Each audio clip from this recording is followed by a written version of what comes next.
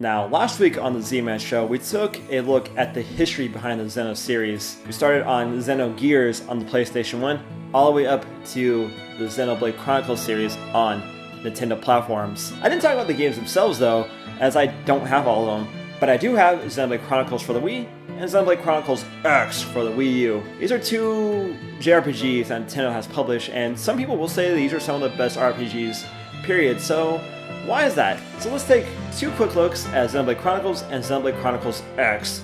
Why only quick looks? I don't have 80 fucking hours to spend on these games right now. With that in mind, let's take a look first at Xenoblade Chronicles on the Nintendo Wii. Xenoblade Chronicles for the Wii is often regarded as one of the best Wii games. I certainly think it's up there along with titles such as No More Heroes, Sonic Colors, and Tatsunoko vs. Capcom. Hey, Capcom, port that shit to PSN. The concept is pretty grand in scale. The whole world is built on the bodies of two titans, the Bionis and the Mechanis.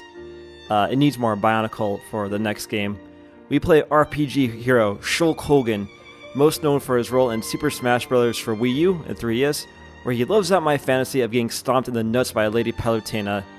The main plot is humans versus robots, and at the heart of it all is a sword, the Monado, that holds the key to solving this conflict. There's a lot more to the plot than that, but no spoilers here. The battle system is something that you will really need to familiarize yourself with. This is not a turn-based RPG, but one based off of MMORPG systems, also known as Morpika. Shulk and friends move around the opponent's auto-attacking, which does dick dong for damage. The main damage comes from the arts at the bottom of the screen. Pick an art and let it rip. There is a lot of strategy involved in battle just beyond spamming random moves. If you do that, that will get you killed and nowhere fast. You have to take into account positioning, status, enemy weaknesses, buffs, debuffs, how much Mountain Dew you drank that day, all of this kind of stuff in order to get through these battles safe and sound. But if you manage your gems well enough, and if you can keep chain combos going, you should be fine, for the most part. A nice thing about Xenoblade is that it isn't super grindy. The side missions kind of suck. Most of them are just collect X amount of Y or kill W amount of Z. Those side quests get really tedious, and that's why I never really liked Morpheus too much, besides the life-destroying capabilities. You can kind of subvert the grind though by doing the passively. Just go out into the world and just explore, breathe. Xenoblade Chronicles is a freaking massive game that will take you through many different areas such as villages, grasslands, swamps, snow areas, cities, and each one of these areas is freaking massive. You could spend days just navigating one area of the Mechanis, or the Bionis. Each area has their own bad guys and challenges waiting for Team Shulk. Gameplay pro tip: when you're on the main quest, use Shulk or Melia only. Shulk and Melia turn El Stupido when they are CPU controlled, and they love to fuck things up.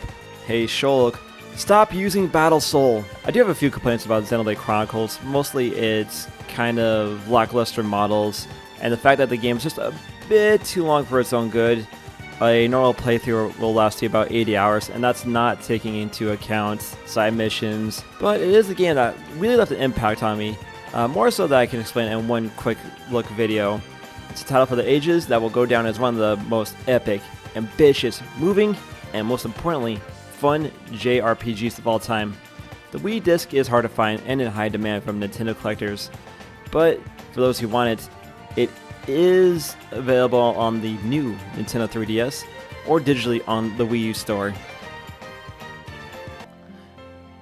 Now, Xenoblade Chronicles on the Wii is a great game. It was probably the best game to end the Wii's legendary lifespan on, and I do feel it's one of Nintendo's strongest games, especially narratively.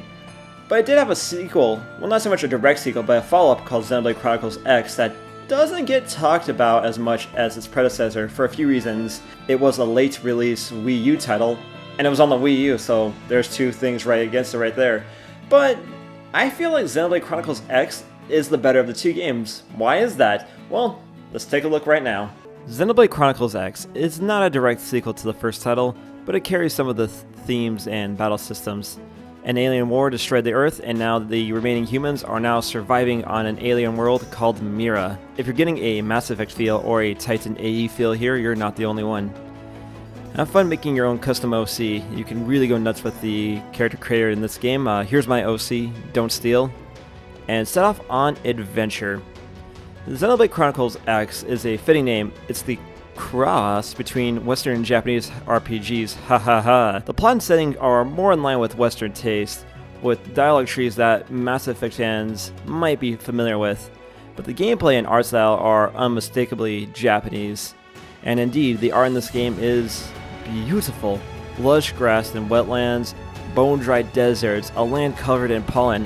You better bring your allergy medicine, and the death area of lava that makes Norfair look like freaking Maui. And keep in mind, this is on the Wii U, a system that was far weaker than the PS4 or Xbox One, but somehow Monolith created a truly breathing world teeming with flora and fauna, and it really sucks you in, kind of like a Komodo-cho Soplan worker. Granted, the Soplan might have a lot of pop in at times. Xenoblade Chronicles X is a very customizable game from the word go. You can, between your characters, the weapons you choose, your outfit, your arts, your party, and of course, giant robots known as skells. Is there anything in life that giant robots don't make better? If Banjo-Kazooie had Gundams, maybe that game wouldn't suck so much. Yeah, I went there. The battle system is more or less unchanged from Xenoblade Chronicles. However, gone are chain attacks, but a new mechanic, Overdrive, is here to wreak havoc. Fill up your TP gauge, think of it like a super meter, and let it rip with fast, damaging arts. Level cap is at 60, so plowing your way through the game with brute strength alone won't help you out against the really tough bad guys in Mira. Keep in mind, you're gonna die a lot in this game. You'll be cruising around Mira in your skill, bumping some DMX, and then, oh god, what the hell is that? Oh hey, there's something cool over here. Oh shit, what the fuck? Hey, cool, this thing looks cool. Ah, run away! Oh, what's this dude at? Oh, sweet Jesus. Yeah, Mira is kind of like a less dangerous version of Australia with all the shit here trying to kill you. You better be ready, homie. Xenoblade Chronicles X is kind of a confusing game to get your head around, but here's some gameplay pro tips to get you started, because I am a professional. My first point of professional advice is find a way to build TP quickly. Abusing Overdrive is crucial against late game bosses. Try finding TP gain augments, that's a go away. That leads me to my second point. Second point is change your armor, arts, and augments frequently. There's no one universal build to take out every bad guy. There might be, but none that I found. And 3, this is important, augments are important. Throwing some resistance up, TP gain, and anti-enemy augments will make your life on Mira that much easier against the end game tyrants. And not to mention, other bonuses like accuracy up or damage up are very helpful to make those post-game bosses even feasible. An easy place to grind for experience is in the haunting Divine Roost. Go inside the big tree, there is a level 90 tyrant insectoid. Joker the Unknowable. Yeah, Joker is level 90, but Joker is a level 90 bug. Slap a few insectoid damage and accuracy up augments against this motherfucker and max your class out and your squad in no time, and get some rare weapons to boot. Xenoblade Chronicles X is a very obtuse game. The game's mechanics are like taking a crash course in helioseismology. Mira is a nightmare to navigate early on without a skill. Well, shit like this happens. And the game really doesn't open up until after Chapter 6, when you get a mech. And the faces look kinda off. Then I help out some of the humans in Zemma forums in New LA and get a warm feeling like I actually made a difference in the community. Then I take out a big ass tyrant and feel like I've gotten stronger. Then I fly up to the highest peaks with my squad in Mira, and I realize that for all the grief X gives me, and I cannot deny there is a lot of grief in this game, the rush I get from playing this game is some of the highest I've ever gotten in any video game ever. There's so much more I could talk about here in X, but I only have so much time to talk about X. Definitely a reason to keep the Wii U hooked up. Xenoblade Chronicles and Xenoblade Chronicles X are two of the finest JRPGs I've ever played, and I feel like if you are an RPG fan or a Nintendo fan, you owe it to yourselves to check out these titles. They are truly epics, and the rush you get after defeating a giant monster or clearing that awesome side mission is a high that I really haven't felt in a Nintendo game, or at least a Nintendo game up until Breath of the Wild. So, my final rating for both of these titles is S rankings. Definitely check them out if you can. So anyway, that about wraps up this episode of the ZMan Show. Tune in next week where we'll be taking a first look at Xenoblade Chronicles 2 for the Nintendo Switch. Stick around, fam. You're going to be really feeling I already used that line, didn't I? What other one-liner can I use? Man, they're making this look like a bunch of jokers. Yeah, end on that note.